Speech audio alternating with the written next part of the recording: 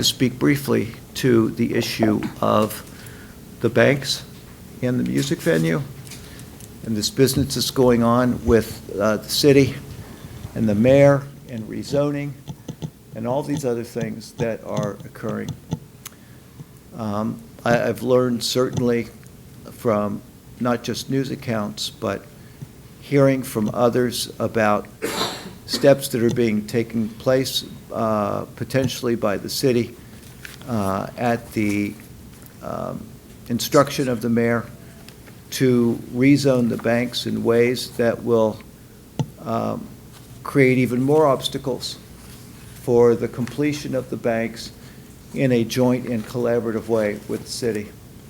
And in particular, for us to be able to complete things that are already in play and in place.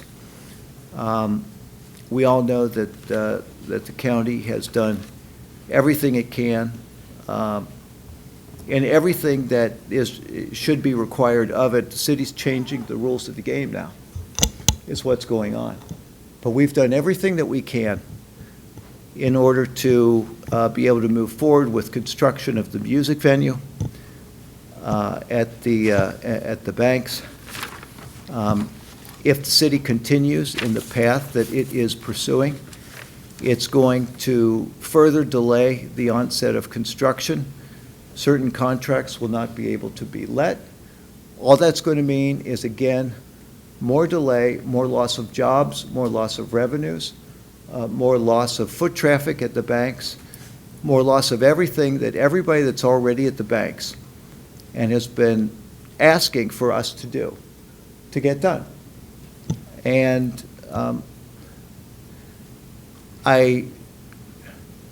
logic does not allow for a description or an explanation, is a better way to put it. There's no logical explanation for what the city is doing and the steps that the mayor is taking. No logical explanation whatsoever. And it's got to stop. It has to stop. This declaration of war by the city against the county at the banks has got to stop. We have had 20 years of collaborative work with the city, joint steering committees, dating back before the current Joint Bank Steering Committee, the original one, where all the planning was done at the convention center in the late 90s. A very collaborative, cooperative effort between the city and the county. Nobody was fighting. The county was freely donating property to make the banks work. All sorts. I won't go through, the history is there if anybody wants to dig it up and look at it.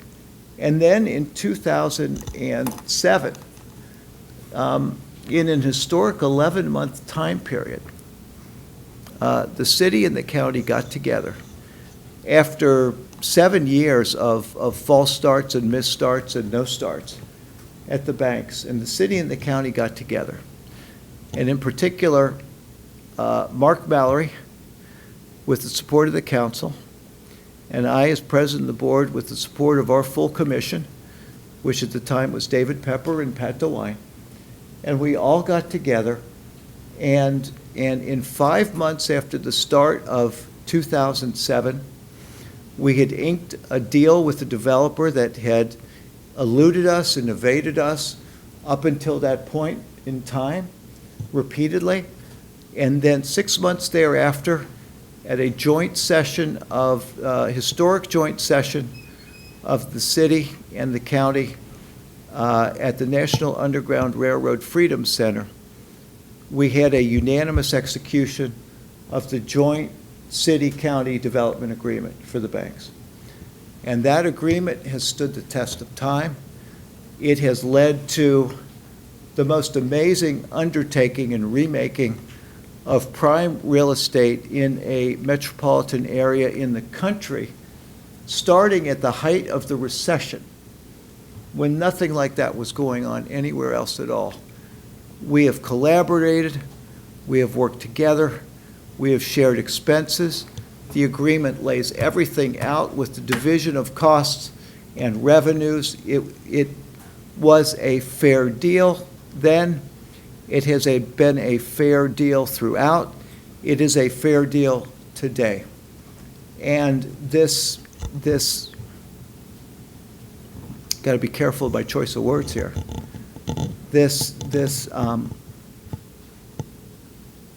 illogical focus on destroying all of that is coming forward out of City Hall with respect to not just the music venue, but other steps that are being taken to not honor that agreement that was struck and that has worked so well, to making demands from the county, but not collaborating on the side of the city, to taking every single possible step that could be taken to interfere with and interrupt with the progress that has been going on at the banks, is nothing short of unconscionable. And it is going to cost our city and our county and our region jobs. It is going to cost us prestige. It is going to cost us investment. It is going to cost us new development. It is going to cost us the completion of the banks as was envisioned originally, as was put into place with that unanimous agreement in 2007. And again, we broke ground just a few months after that in 2008. And it has been until recently, the past couple of years, when these objections after objection after objection were lodged without support, without reason, without logic, to interrupt moving forward with the next steps at the banks. It is going to cost us a lot with respect to that vision. I know we've all spoken out on this in various respects, but as long as I'm here, this project is so important to the future, to future generations of our community, in terms of what this means to all of us, not just in work, but into setting the stage for the next 50 to 100 years of work and development in Hamilton County. And again, it's not just about downtown development. The work that's being done, the jobs that are being created, the investments that are being made, create so much work and economic activity in our region. These things help to fuel our investments in neighborhood and community development throughout all of Hamilton County. And yet, it seems every time we cross a hurdle, there's another one thrown up without any reason for it. I'm appealing to our friends at the city. I'm appealing to our friends on the City Planning Commission and the City Zoning Commission to exercise their independent thought and judgment and realize what they're doing here. If they are a part of this ongoing assault, attack on, declaration of war against Hamilton County by leadership at the City of Cincinnati, with the banks as the battleground over which this fight is taking place. It's got to stop. Mayor Cranley, stop it. John, I appeal to you, stop it. Stop what you're doing. We've worked together on so many things. We've gotten a lot accomplished. We know what your position is. You fought the fight. But we have to move on. The compromises that our board struck with the city over the years, ever since we entered into that agreement in 2007 to make things go. We never drew the line in the sand on anything. If there's anything Mayor Mallory and I did in 2007, it was that we would not let things get in the way of moving forward with the progress at the banks, because the end result, the final product, what we would realize from that was far, far greater than whatever the little individual fight would be. And that was the hallmark of our working relationship. It's why we got the deal done. That's why we moved forward. And you know, John, I'm appealing to you personally. On 20 years of a personal relationship, you know, stop the fight. There's no reason for it. There's no logic to it. The agreement's in place. Let's abide by the development agreement of '07 in its, as amended, but in its principal terms. And let's move forward for the greater good, of all the people of Cincinnati and Hamilton County. And I say the same thing personally to every member of City Council, to those that I know and have worked with over so many years on the Zoning Commission, the Planning Commission. All we have to do is look in the rearview mirror to see what we've accomplished already by working together to know what the future will bring.